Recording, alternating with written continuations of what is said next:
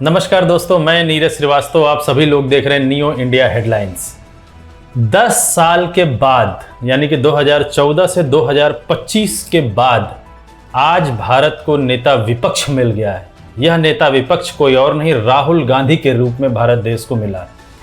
ये कह लीजिए कि भारत देश के साथ साथ विपक्षी दल के लिए भी एक लंबी सांस लेने का समय आ गया है, क्योंकि याद करिए 2014 से 2019 तक कोई नेता विपक्ष नहीं, 2019 से 2024 तक कोई नेता विपक्ष नहीं रहा है। अगर देखा जाए तो बीजेपी यानी कि मोदी जी हमेशा ये बोलते रहे कि 10% यानी 543 सीटों में से अगर 54 सीट किसी भी पार्टी की होती है तो नेता विपक्ष हो सकता है, जबकि शायद अगर मैं गलत हो भी सकता हूं, ऐसा कोई कानून नहीं है। अगर वो चाहते तो नेता विपक्ष दिया जा सकता है, लेकिन उन्होंने अपने अनुसार, चूंकि पूर्ण बहुमत में सरकार थी, तो जैसे मन में आया वैसे देश को चलाया, जैसे मन में आया वैसे संसद को चलाया, जैसे मन में आया देश के बड़े बड़े इंस्टीट्यूशन को भी उन्होंने अपने मन पे चलाया।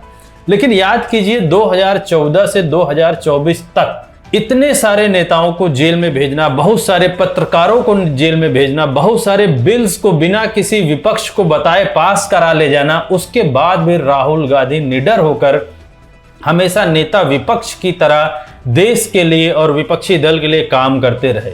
जबकि उनके खिलाफ कितना नैरेटिव सेट किया गया, कई सारे केसेस भी लगाए गए, 2.5 साल की उनको सजा भी मिल गई, और एक बार तो हद भी पार कर दी बीजेपी ने कि उनकी संसद से सदस्यता भी छीनने की कोशिश की गई।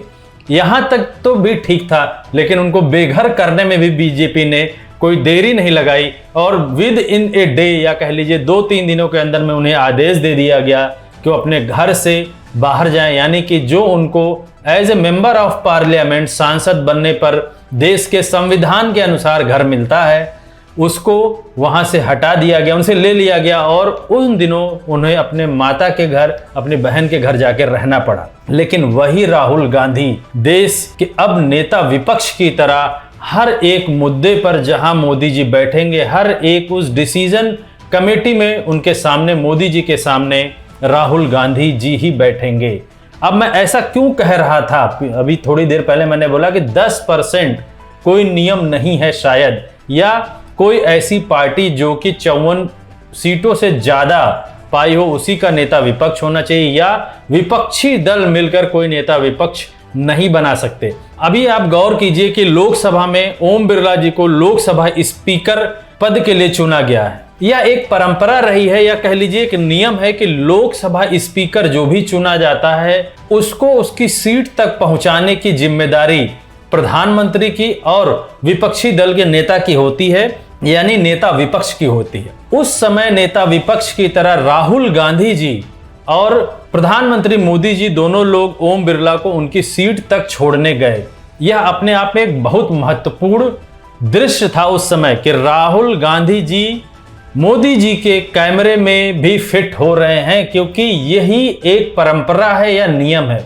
ऐसे ही नेता विपक्ष की बहुत सारे नियम हैं कि अगर ईडी के चेयरमैन का सिलेक्शन हो रहा होगा तो भी नेता विपक्ष की सहमति की जरूरत है। इलेक्शन कमीशन का अगर चेयरमैन नियुक्त हो रहा है तो उसमें भी नेता विपक्ष की सहमति की जरूरत है। जबकि याद कीजिए इसके पहले अगर इलेक्शन कमीशन के चेयरमैन की नियुक्ति होती थी, उस कमेटी में प्रधानमंत्री होते थे और सुप्रीम कोर्ट का जज होता था, हाई कोर्ट का जज होता था, और नेता विपक्ष का एक आदमी होता था। लेकिन इस बार इन्होंने इस कमेटी को भी तोड़कर ये कर दिया, नेता विपक्ष का एक आदमी, बीजेपी के ही 2 आदमी रहेंगे। लेकिन उसके बाद भी राहुल गांधी को इनका रखना इनकी मजबूरी हो जाती है, क्योंकि इनको ये कहीं ना कहीं देश को जरूर दिखाना है कि हम डेमोक्रेटिक कंट्री हैं और हम डेमोक्रेसी के थ्रू ही देश को चला रहे हैं, ना कि तानाशाह यानी डिक्टेटरशिप की तरह देश को चलाने की कोशिश कर रहे हैं।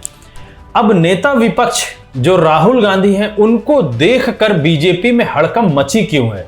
क्यों ऐसा लोगों के अंदर डर की भावना है, या बीजेपी के बहुत सारे लोग इस बात से सहमे हुए हैं कि कहीं ऐसा ना हो कि राहुल गांधी के नेता विपक्ष रहने से उनको बहुत बड़ा घाटा होने की संभावना है। याद कीजिए 2014 से 2024 तक जब भी यूपीए कह लीजिए या आज की डेट में जो इंडिया गठबंधन बना है, उसमें बीजेपी के सभी लोग यही पूछा करते थे कि आपके तरफ से प्रधानमंत्री पद का उम्मीदवार कौन है, और तब विपक्ष कभी भी कुछ भी नहीं बोलता था और वो हमेशा ये बोलते थे कि अगर कांग्रेस अगुवाई कर रही है तो कांग्रेस की तरफ से प्रधानमंत्री पद के उम्मीदवार राहुल गांधी जी हैं या नहीं, इसकी घोषणा करिए।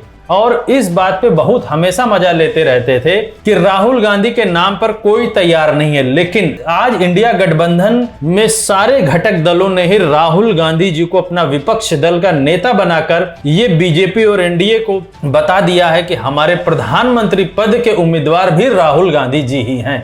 यही चीज बीजेपी को अंदर खाने कहीं ना कहीं दर्द सता रही है कि राहुल गांधी की बढ़ती हुई लोकप्रियता, चाहे उत्तर प्रदेश देख लीजिए या राजस्थान देख लीजिए या साउथ में देख लीजिए, बंगाल में देख लीजिए, उनकी बढ़ती हुई लोकप्रियता और साथ ही साथ उनके घटक दल, जो बड़े घटक दल हैं, उनकी एक्सेप्टेंस, राहुल गांधी की एक्सेप्टेंस, यानी कि आज की डेट में लोग उनकी बातों को सुनते हैं। उनके सारे घटक दल जो वो बोलते हैं वो तुरंत एग्री भी कर जाते हैं, चाहे वो अखिलेश यादव हो या ममता बनर्जी हो, साउथ से सारे लोगों। आज उनकी लोकप्रियता इस तरीके से है कि गवर्नमेंट की संस्थाओं ने भी सर्वे कराया है तो उत्तर प्रदेश में उनकी लोकप्रियता as a PM candidate, as a प्रधानमंत्री कैंडिडेट मोदी जी से 4% ज्यादा है।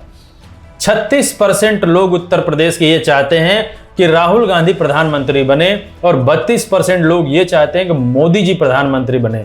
यही सारी घटनाएं, इंडिया गठबंधन का एकजुट होना आज की डेट में एनडीए गठबंधन को कहीं ना कहीं ये सता रहा है कि ऐसा ना हो कि 6-7 महीने बाद जो एनडीए के गठबंधन घटक दल हैं वो राहुल गांधी की कार्यशैली को देखकर उनकी तरफ झुक जाएं, या आने वाले इलेक्शंस में महाराष्ट्र, बिहार, हरियाणा, इन सब इलेक्शंस में अगर एनडीए गठबंधन हार जाता और इंडिया गठबंधन जीत जाता है तो ये मान के चलिए कि सरकार 6 महीने बाद या साल भर बाद गिर जाएगी। यही चीज, यही दर्द हर आदमी को सता रहा है बीजेपी के अंदर।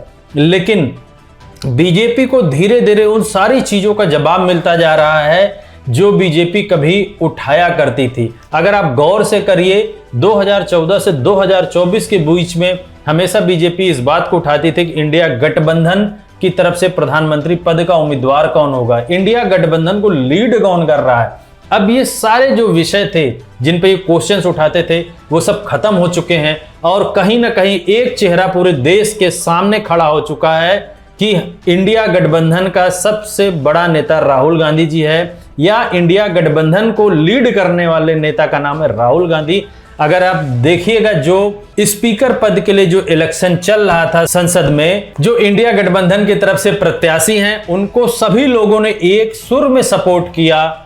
और इससे समझ में आता है कि जो भी आज की डेट में राहुल गांधी जी या इंडिया गठबंधन के घटक दल आपस में बैठ के डिसीजन ले रहे हैं उस पे फर्म डिसाइड रहते हैं, यानी कि हमेशा उस बात को मानते हैं और कहीं भी डेविएट नहीं होते।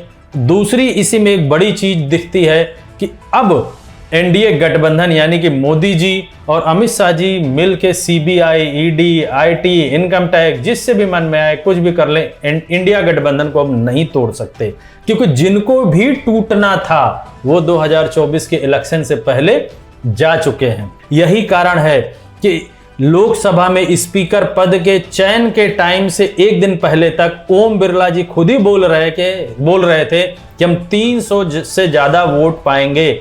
बहुत सारे प्रवक्ता भी बीजेपी के बोल रहे थे कि हम 300 से ज्यादा वोट पाएंगे। लेकिन जिस समय स्पीकर पद का चयन हुआ तब वॉइस पे चयन हुआ, ध्वनि पे चयन हुआ, ना कि वोटों की काउंटिंग होकर। कहीं ना कहीं बीजेपी को यह डर था कि 293 में से अगर एक भी आदमी हमारे पक्ष में वोट नहीं डाला, यानी हमारे विपक्ष में वोट डाल दिया, तो ये बहुत बड़ा मैसेज पूरे देश में चला जाएगा कि इनके घटक दलों में नाराजगी है। और ये मैं आपको क्लियर बोलता हूं कि अगर ये 300 से ऊपर वोट पाने की कंडीशन में होते तो निश्चित तौर पर ये वोट दिखाते और ये कहने से चूकते नहीं कि इंडिया गठबंधन के लोग आपस में नहीं हैं और बरसक अदर्स वाले ही इनको वोट दिए होते। उसके बाद भी बोलते कि इंडिया गठबंधन के लोगों ने ही चुपके से वोट कर दिया है। लेकिन अगर इन्होंने वोट की प्रक्रिया नहीं शुरू की, ध्वनि पे इन्होंने कराया, तो इसका मतलब आप मान के चलिए कि इनको 293 से कम वोट पड़ने की संभावना थी।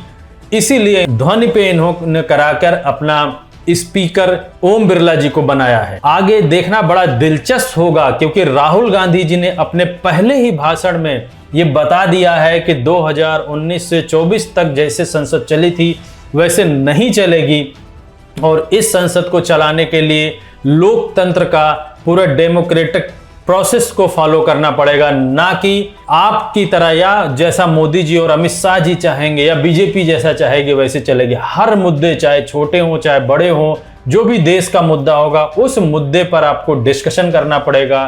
कोई भी बिल पास कराने के लिए आम सहमति लेनी पड़ेगी, विपक्ष की भी सहमति लेनी पड़ेगी। अगर आप जबरन जोर दबाव से कोई भी, या फिर आपने वही काम किया कि 150 लोगों को निष्कासित करके अगर आप फिर से कोई पॉलिसी या कोई बिल पास कराने की कोशिश करेंगे, अब इंडिया गठबंधन इतना मजबूत है, उसको ये समझ में आ चुका है कि पूरा देश उसके साथ है। वो घर घर जाके लोगों को बताएंगे कि कैसे फिर से एक बार संविधान खतरे में है। और याद कीजिए, पूरे इंडिया गठबंधन के सारे लोगों ने शपथ संविधान लेकर की है। इससे पता चलता है कि पूरे देश में संविधान का कितना महत्व है और संविधान को बचाने के लिए पूरा देश कैसे खड़ा हो सकता है। ये 2024 के इलेक्शन में आपने देखा है। आने वाले समय में भी विधानसभा के इलेक्शंस में ये मुद्दे हमेशा रहेंगे और संविधान हमेशा रहेगा। देखना बड़ा दिलचस्प होगा। हमारी पूरी टीम इस मुद्दे पर निगाह बनाए हुए है। आप सभी लोगों से गुजारिश है कि आप मेरे चैनल को ज्यादा से ज्यादा सब्सक्राइब करें, शेयर करें। धन्यवाद।